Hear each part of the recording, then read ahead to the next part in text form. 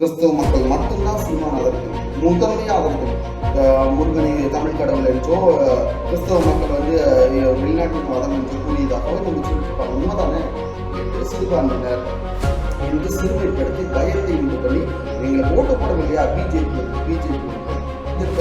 ஸ்டாலினை பத்தி என்ன தெரியும் சொல்றாங்க. அவருடைய பிள்ளைகளை கொண்டு போய் வந்து சம்மந்தமே இல்லாத டிவிகே கட்சியில தாவேக கட்சிக்கு முதன்மைத்துவம் கொடுத்துருக்காங்களே.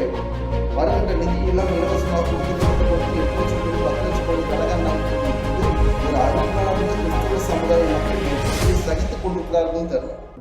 கர்த்தரை பெரிதாக நமக்கு மகிமை உண்டாவதாக. கிறிஸ்தவ மக்கள் அனைவருக்கும் என்னுடைய வணக்கம். வருகின்ற சட்டமன்ற தேர்தலில் நாம் தமிழர் கட்சியை கிறிஸ்தவ மக்கள் ஏன் விவசாய சின்னத்தில் வாக்களித்து நாம் தமிழர் கட்சியை ஆதரிக்க வேண்டும் அப்படிங்கிறத இந்த வீடியோ. நாம் தமிழர் கட்சியினுடைய கொள்கையிலே மிக உன்னதமானது. எப்படின்னு கேட்டீங்கன்னா, கொலை, கொள்ளை, சாதி இழிவு, பெண்ணை அடிமைத்தனம், தீண்டாமை, அடக்குமுறை, ஒடுக்குமுறை, இது ஏதுமற்ற உத்தேசம். அனைவருக்கும் ஆரம்ப கல்வி முதல் ஆராய்ச்சி கல்வி வரை இலவசமான சமமான சரியான கல்விக்கு வேலை, வேலைக்கேற்ற சம்பளம், அதை கொண்டு வாழ்வு, பெருமை மிக்க வாழ்வு, காடு வளம், கடல் வளம், இப்படி நான் சொல்லிட்டே போகிறேன். ஆனால் கிறிஸ்தவர்களை ஆதரிக்கணும் அப்படின்னு ஆரம்பித்தேன். ஏன் ஆதரிக்கணும்னு இப்போ சொல்ல வரேன். என்ன காரணம் அப்படின்னா, கிறிஸ்தவ மக்கள் மட்டும்தான் சீமான் ஆதரிக்கணும், முதன்மையாக ஆதரிக்கணும். அதை ஆதரிக்கிறாங்களோ இல்லையோ. ஏன்னு சொன்னால், நம்மளுடைய வேதாகமத்தினுடைய முதல் வசனம் ஆதியாகமம் 1:1, ஆதியிலே தேவன் வானத்தையும் பூமியும் சிருஷ்டித்தார். அந்த பூமியை படிச்சது நம்மளுடைய கடவுள். அந்த பூமியினுடைய வளங்களை கொள்ளையெடுத்து அதில் இருக்கக்கூடிய வருமானங்களை, மலைகளை வந்து கிரானைட் கல்களாகவும் பாரிகளாகவும் மாற்றி ஆத்து மணலை கொள்ளையடிச்சு நதிகளை வறண்டு போக செஞ்சு இந்த திருட்டு வேலையெல்லாம் செஞ்சு வரக்கூடியவர்கள் தான் அரசியல்வாதிகளாக பெரும்பாலும் இருக்கிறார்கள். ஒவ்வொருவருக்கும் ஆதாரத்தை காட்ட முடியும். ஆறுகள் இல்லாத இடத்துல குளங்களை திருவுறாங்க. குளத்து மண் எடுத்து அவர்களுடைய சொந்த கட்டடங்களுக்கு நிறைய டீட்டெயில்டாக சொல்ல முடியும். எல்லா விஷயங்களும் செய்கிறார்கள். அவர்கள் தான் ஆட்சியாளராக, அவர்கள் தான் திராவிட கட்சியினுடைய மிகப்பெரிய உன்னதமான பொறுப்புகள் இருக்கிறார். ஆண்டவராகிய இயேசு கிறிஸ்து பூமி உண்டாக்கினார். அந்த பூமியிலிருந்து ஆற்றல் வளங்களை திருடவர், அதற்கு ஆண்டவராகிய இயேசு கிறிஸ்துக்கு எதிரானவன், அதாவது சாத்தான். இதையும் சீமான் சொல்லியிருக்காரு. அப்போ நாம் தமிழர் கட்சி சீமானை எதிர்ப்பதற்கு மிகப்பெரிய காரணங்களை ஒன்றும் கிறிஸ்தவத்துக்குள்ள அவர்கள் பரப்பவில்லை. ஒரு 5-6 காணொலிகள் பரப்பியிருப்பாங்க, வீடியோ பரப்பியிருப்பாங்க. ஒரு 21 செகண்ட், 10 செகண்ட், 5 செகண்ட். அவர்களை வந்து முருகனை தமிழ் கடவுள் என்றோ கிறிஸ்தவ மக்கள் வந்து வெளிநாட்டின் மதம் என்றோ கூறியதாகவே நம்ம சொல்லிட்டு இருப்பாங்க. உண்மைதானே?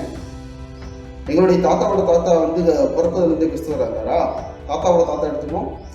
நாம் ஏன் தூய பேதுரு, தூய யோவான் என்று அவர்களே வந்து saint Peter church, saint John சர்ச்சில் இருக்கிறது தெரியும் இல்லையா?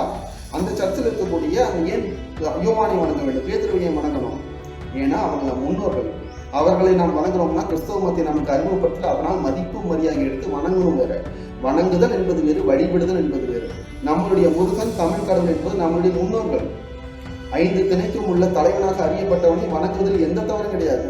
ஓட்டுன்னு வரப்போ கிறிஸ்தவ மக்கள் வந்து சிறுபான்மையினர் பாதுகாவலர் என்கின்ற பெயரில் வந்து ஓட்டு கேட்டு சிறுபான்மையினர் என்று சிறுமைப்படுத்தி பயத்தை உண்டு பண்ணி எங்களுக்கு ஓட்டு போடவில்லையா பிஜேபி வந்துடும். ஓட்டு போட மட்டும் எப்படி பிஜேபி வரும்?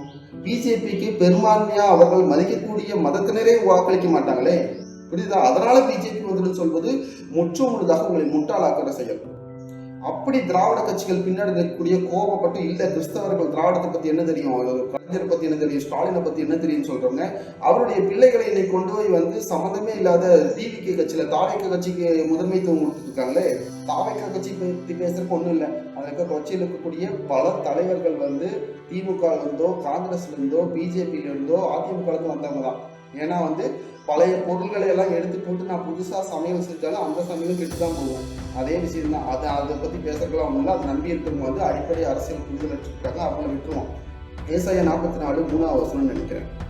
தாகமுள்ளவனுக்கு தண்ணீரை ஊற்றுவேன், உன் சந்ததி மேல் என் ஆவியை ஊற்றுவேன், சந்தானத்தின் மேல் ஆசீர்வாதத்தை ஊற்றுவேன் இருக்கும். வறண்ட நிலத்தின் மேல கடவுள் வந்து ஆறுகளை ஊற்றுவேன்னு இருக்காரு. எந்த இடத்துலும் உனக்கு வந்து சோறு தரேன், உனக்கு அதை தரேன், சுகத்தை தரேன், அதெல்லாம் கிடையாது. உன் கையின் முதற் பலனை ஆசீர்வதிப்பேன். அதாவது விவசாயத்தை நீ செஞ்சினா அந்த பலன் உனக்கு கிடைக்கும். அதை கொண்டு வந்து என்னுடைய ஆலயத்தில் படைச்சுக்கணும். அதை கொண்டு வந்து நீ வந்து ஒன்று கொட்டனுடைய விளைச்சி கையின் பலத்தை ஆசீர்வதிப்பேன். உன் மனைவி வீட்டூர்கள் கணிதரும் திராட்சை கொடியை போல் இருப்பார். எந்த இடத்துலையாவது ஆண்டவராகிய இயேசு கிறிஸ்து விவசாயத்தையாவது, இந்த விவசாயம் செய்கிற விஷயங்களையாவது கைவிட்டிருக்கிறார்? வேதாகமத்திலிருந்து எங்க தேடினாலும் இந்த விவசாயத்துக்கு உண்டான விளைகள், அது சம்பந்தப்பட்ட விஷயங்கள் தான் உனக்கு ஆசீர்வாதம்னு பைபிள் இருக்கு. பரலோகத்தில் இருக்கும் பரமபிதாவே, உம்முடைய நாமம் மகிமைப்படுவதாக, உம்முடைய ராஜ்யம் வருவதாக, உம்முடைய சித்தம் பரமண்டலம் செய்யப்படும் போல பூமியிலும் செய்யப்படுவதாக. அடுத்து என்னங்க? அடுத்த லைன் என்ன? அன்றன்றுள்ள ஆகாரத்தை எங்களுக்கு தாரும், உணவை தாரும். கரெக்டு தானே? அப்போ முதலாவது எனக்கு சுகத்தை தாரும், என் பிள்ளைகளுக்கு படிப்பை தாரும், செல்வத்தை தாருங்கிறதுக்கு முன்னாடி கடவுளின் நாமத்தை மகிமைப்படுத்தின முதல் லைனே எனக்கு அன்றன்றுள்ள ஆகாரத்தின ஆகாரம் எங்கிருந்து வரும்? விவசாயிகளுடைய சின்னத்தை ஆதரிங்க, விவசாயத்துக்கு உண்டான திட்டங்களை அறிவிக்கக்கூடிய நாம் தமிழர் கட்சிக்கு ஆதரிங்க. நாம் தமிழர் கட்சியுடைய கொள்கை கோட்பாடுல படிச்சு பாருங்க, புரியுதுங்களா? படிச்சு பார்த்தா தான் புரியும். நமக்கு கொடுக்கக்கூடிய அந்த 2000 ரூபாய் காசு, 2500 ரூபாய் காசு, இதெல்லாம் நம்மளுடைய நிரந்தர தேவையை பூர்த்தி செய்யாதுங்கிற அறிவு ஏன் வர மாட்டேங்குது? நம்மளால தனியா ரோடு போட்டுக்க முடியாது, நம்மளால தனியா பாலம் கட்டிக்க முடியாது, நம்மளால தனியா தெருவுகளுக்கு அமைச்சிக்க முடியாது, தண்ணி வசதி ஏற்படுத்தி கொள்ள முடியாது. கரெக்டு தானே? பெரிய பெரிய நீர் தொட்டி கட்டி தண்ணியெல்லாம் குடிநீர் தேவையை பூர்த்தி செஞ்சுக்க முடியாது. இதுக்கு தான் அரசாங்கத்துக்கு வாக்களிக்கணும். அதைத்தான் அரசாங்கம் செய்யணும். வருகின்ற நிதியெல்லாம் இலவசமாக கொடுத்து 8 லட்சம் கோடி 10 லட்சம் கோடி கடகான் ஆக்கி கொண்டு ஒரு அறிவார்ந்த கிறிஸ்தவ சமுதாய மக்கள் எப்படி இதை சகித்து கொண்டிருக்கிறார்கள் தெரியல. ஏன் நம்ம சாராய கடைகளுக்கு எத்தனை உயிரிழப்புகள் ஏற்படுது? என்னுடைய சித்தப்பமார்கள் பெரியப்பமார்கள் எத்தனை பேர் இறந்துருக்காங்க தெரியுமா? நான் லிஸ்ட் போட்டு சொல்லிட்டேன். என் அண்ணன்மார்கள் இறந்துருக்கான். குடியினால் மட்டும்தான், வேற எந்த வியாதியும் கிடையாது. குடிச்சு இறந்தவன் நிறைய பேர் இருக்கான். அந்த குடும்பத்துக்கு யார் பதில் சொல்றது? இன்னைக்கு சாராய கடை ஒழிப்புன்னு நிற்கிறாங்க, நல்ல திட்டங்களை கொண்டு வந்திருக்காங்க. அவங்கள ஆதரிக்காம யார் ஆதரிக்க போறீங்க? இதுக்கு ஆர்கியூமெண்ட் பண்றவங்க ஒரு ஒரு முட்டாள்தனமான ஆர்கியூமெண்டா இருக்கு. ஒருவேளை நீங்கள் திராவிடத்தை ஆதரிக்கிறீர்கள் என்றால் திராவிட கட்சிகளுடைய மூத்த தலைவர் பெரியார் கொள்கையை ஏற்றுக்கொள்கிறீர்களா? கடவுளை பற்றியும் கடவுளை பரப்புகளை பற்றியும் கடவுளை பின்பற்றுதல் பற்றியும் அவர் கூடிய கருத்துக்களை ஏற்றுக்கிறீங்களா? இல்ல அவர் சாதி மதம் எல்லாம் இல்லைன்னு சொன்னாரு, சாதி இல்லைங்கிறதை ஒத்துக்கிறீங்களா?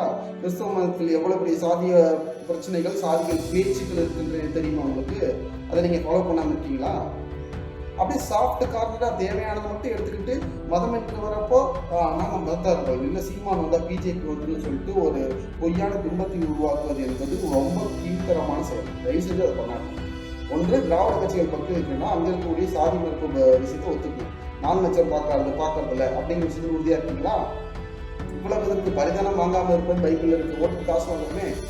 கடைசியாக சொல்றது இதுதான். என் அன்பான திருச்சபை மக்களே, ஆண்டவராக இயேசு கிறிஸ்து நமக்கு கொடுத்த இந்த பூமியும் இந்த பலன்களையும் ஆண்டு அனுபவிக்க எவ்வளவு உரிமை உள்ளதோ அதே போல அந்த பலன்களை அந்த விஷயங்களை பாதுகாப்பதற்கு நமக்கு கடமை உள்ளது. அந்த கடமையை செலுத்த விவசாய சங்கத்திற்கு வாக்களிங்கள்.